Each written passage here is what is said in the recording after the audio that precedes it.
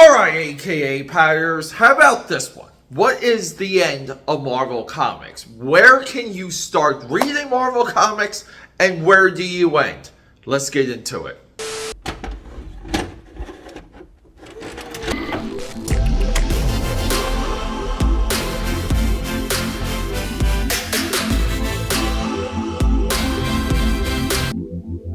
Don't you lie to me. You see this, you see these books in the dollar bin, and you just pass them up. You just flip right through them. Maybe the most important book in Marvel comic book history. Welcome back to the channel, aka Patters. Peter A. DeLuca here, aka Pad69, and stay with me. Known throughout Philadelphia, PA, and the multiverse as the Eclectic One.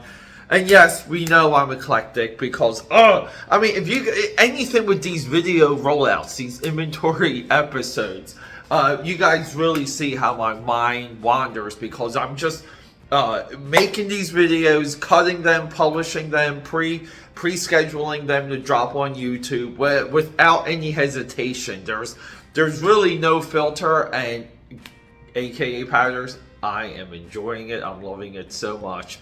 But first, we need a little bit of that morning coffee. Yeah. So in this video, I've debated doing more detail, a little bit more analysis to give you guys some more examples.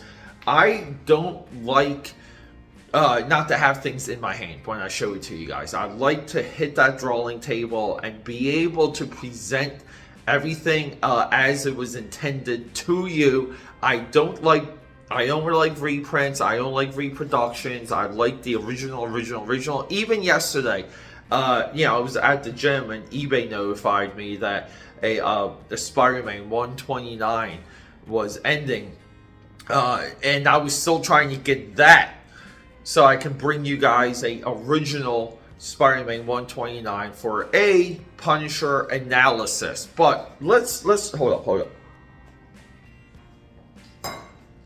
So yeah, so look, as teased, Onslaught is looked over, is passed over. It's just, it's considered a lowball crossover. The comic book world, the comic book community doesn't honor it, doesn't back it. The creators aren't heralded as doing a impossible feat. This blows my mind. I do not understand how easily we have forgotten Marvel Universe Onslaught. And it's a X-Men event that destroyed it all, created a pocket universe, and from that point we got nothing. There was no continuity, there was no investment, there was no honoring of your time that you would put into Marvel Comics. Post Onslaught, nothing really seemed correct and just normal in the Marvel Universe. And that's because the X-Men just took over the entire company. They were bigger than big, and this was almost the only believable out because the X-Men at one point had so many legit mysteries. The future that Cable came from, the future that Bishop came from, the recording. We forget about the recording. I'm just going to show you guys.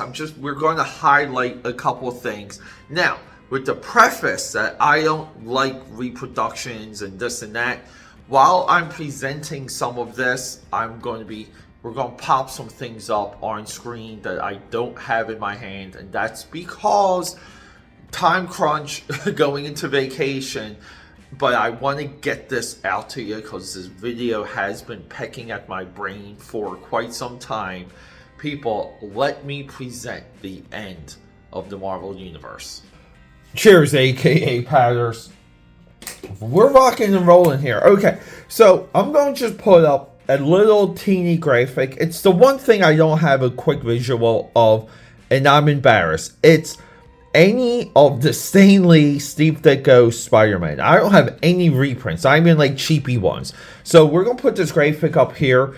And it basically goes from Amazing Fantasy 15 to Onslaught. Okay, and this is the stretch, and we're at the end of this arc. Let's just say it's a universe, it's a continuity arc. Everything began with Legion Quest. You can tell by the cover. It begins here. This bad boy here, this is Legion. He had a Fox FX show that I've seen maybe a partial episode of. Not knocking it. The episode was actually pretty cool. But this is Legion. And Legion goes crazy. His mind snaps. And when his mind snaps, he creates a pocket dimension. And this was so revolutionary at the time. Marvel said, we're canceling all of our Xbox. And they did this giant event stemming from this called Age of Apocalypse. Age of Apocalypse. We have the premiere of Blink. We have Holocaust here. Great design work. Age of Apocalypse was maligned when it came out. Not a lot of love. But the people spoke up as the years went on. I mean, look at their Sunfire. The design work here, we can consider this the signature of the Joe Mad era of not just X-Men, but Marvel Comics. It's phenomenal. Okay, there's go for the original books, the original run.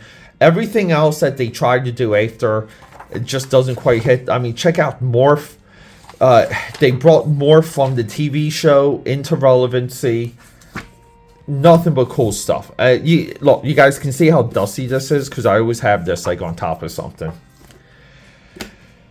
We're done with Age of Apocalypse, and when we get out of Age of Apocalypse, we get Tom Grummett here. This is a non-Joe Mad issue, but we get this idea of a creature that can slay and just go through Juggernaut like he's nothing. And this was significant. This was like a major deal. Every Marvel hero, Hulk, Spider-Man, all the X-Men, previously in another video, I was discussing Pride of the X-Men. The way that the Juggernaut was set up in the Marvel universe at this time, he was not a joke and he was not overused. The idea that a unknown creature taking notes of Doomsday going through the DC universe leading into Superman, from here, this was 1,000 times more effective. So who did that? Who went through the Juggernaut? Well, it's our boy over here, Onslaught. Onslaught, the mind of Professor Xavier and Magneto. The hatred and the love, the tolerance and intolerance of the two merged into a being that essentially, I'm trying to get the right one here. Sorry, guys.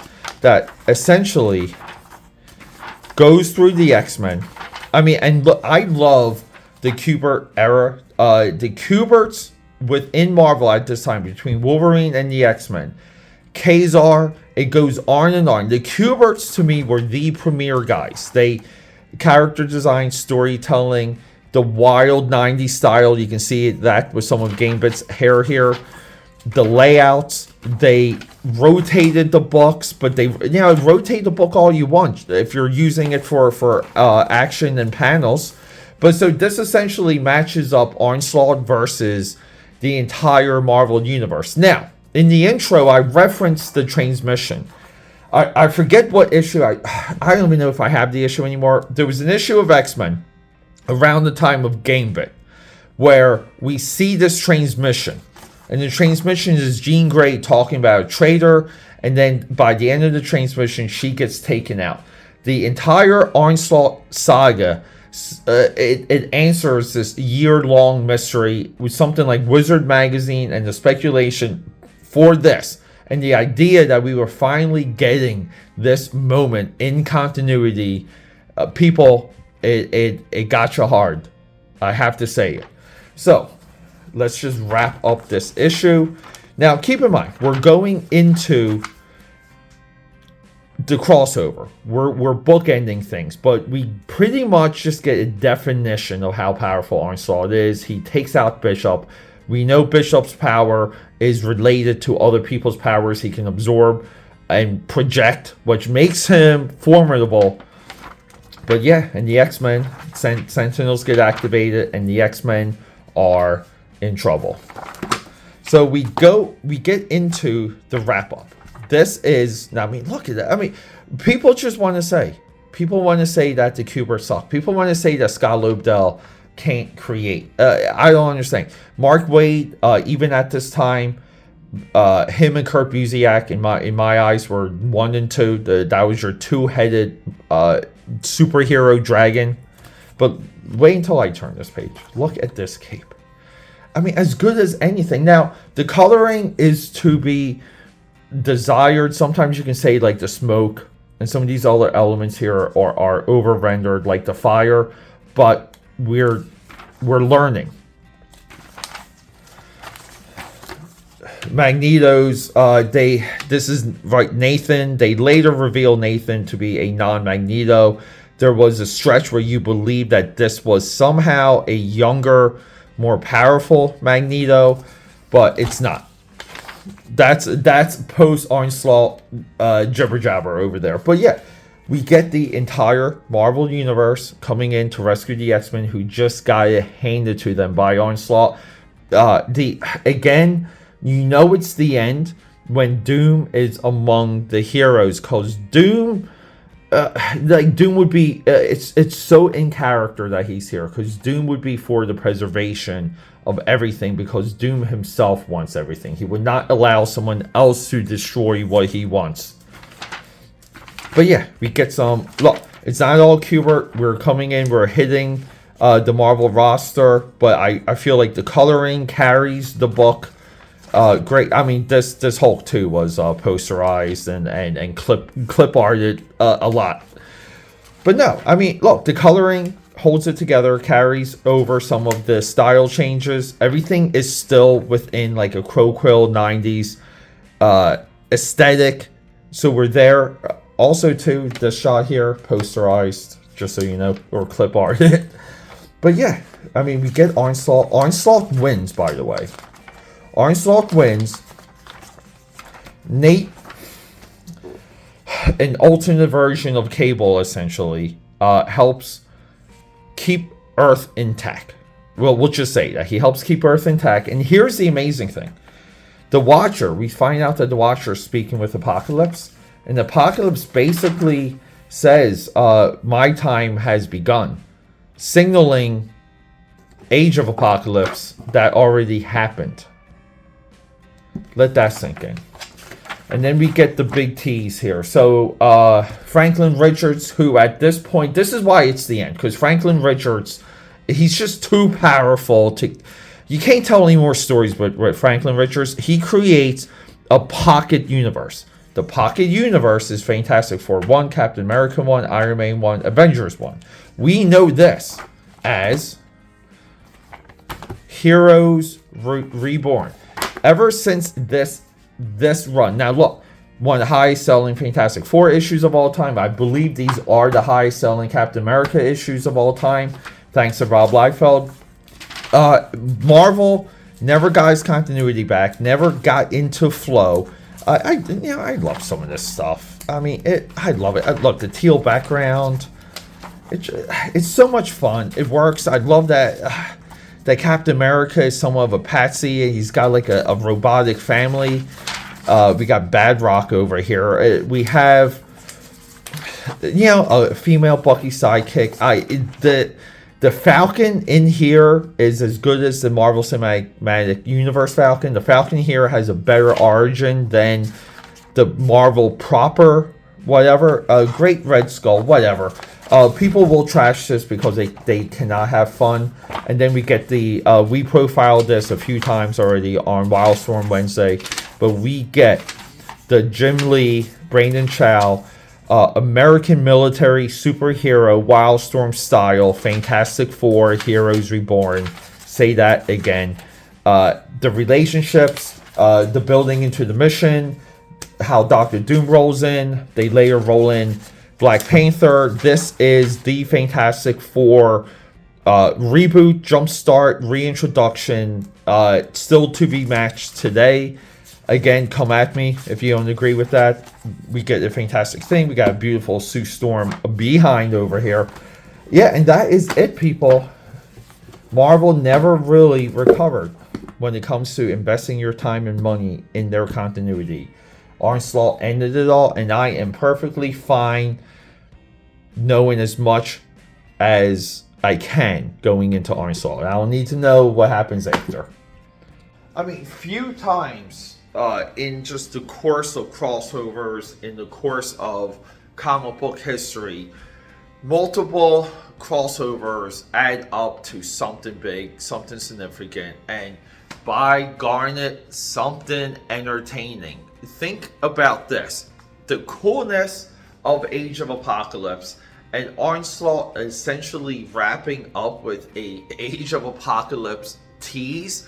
The X-Men became a future franchise. It became a franchise that existed in the world that you could not read within the comic, just adding to their cool factor. Now, this is something that Marvel will drift away from, never get back to, and we'll say, like, in the aggregate, just frustrate the entire base and the entire core, basically leading a generation of individuals to erode their interest. Like, their actual interest was rotted away with the X-Men, and this had nothing to do with these. And I don't fully subscribe to the Fox owning the rights for the X-Men movies, and then the X-Men comics not wanting to do particular things to feed the Fox rights movies, and then going all in on Inhumans. What I believe during that time, though, just to touch on that real quick, it was nothing but ego, and some of those directives did go out in the sense of not creating new characters for Fox to mine. People just wanted to prove themselves. The ego came in, and they within Marvel, they said, we can make Inhumans as cool as the X-Men. Watch us. And then they had no idea of what made the X-Men cool and great to begin with. And then, well, I mean, we have maybe one of the biggest bets outside of endless bad Spider-Man decisions and the currently awful Punisher decision. We have a big bet that Marvel made with the Inhumans that they just couldn't cash in on. They went all in with those chips, and they almost like bluffed themselves. But AKA Padders, the reason why we highlight this, the reason, the intent of this video is to highlight the very idea of why we connect to comics, why comics grow, why comics fester in our mind, where, like, collectively, most of them, they're, honestly speaking, they're not, like, they're tolerable. They're not always great, but they're tolerable. But the drip and the feed of regular comic book content, it just feeds our dopamine. It gets us excited, brings chills to our skin, but in a very positive way, in a collective way, in a way that we can all share. The X-Men, in a larger sense, because the X-Men pretty much had the biggest battles to fight. Like I said, they were fighting a invisible future that we couldn't track, beyond interesting. The X-Men could go into space. The X-Men could go back in time. The X-Men could dominate the Marvel Universe in the present day. No other superhero group, no other group, period, even when it comes to fiction, competes with this type of run that the X-Men had. And that's why, just bringing some of this to you, I just feel like it's a little bit of a eulogy, and it just bums me out. But I want to get into more detail with everything, like, through Onslaught and post Onslaught. I want to be able to present that to you. So hopefully soon there'll be a more detailed video coming. And like, probably longer. But AKA Pad here, signing out. Thanks for hanging out, guys.